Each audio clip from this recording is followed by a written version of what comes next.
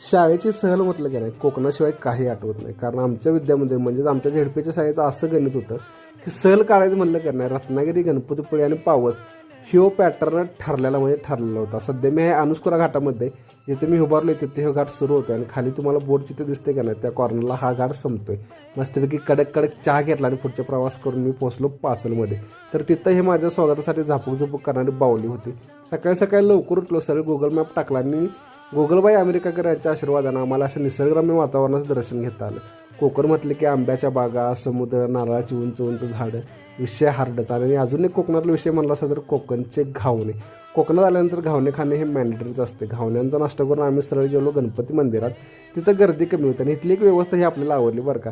इथं विनामूल्य चप्पल स्टँड आहे, त्यामुळे चप्पल कुठेही चोरीला जायचा काहीच प्रश्न नाही आहे. इथं कसं आहे, गर्दी नसल्यामुळे दर्शन अगदी चांगलं झालं, मन अगदी शांत झालं. तर तुमची शाळेची ट्रिप कुठं जायची आणि तुमचं विद्यामंदिर म्हणजेच तुमची झेडपीची शाळा तुम्हाला ट्रिपसाठी म्हणजे सहलीसाठी कुठं घेऊन जायची ते मात्र कमेंट करून नक्की सांगायला लागते आणि फॉलो करायला लागते खा पेजला.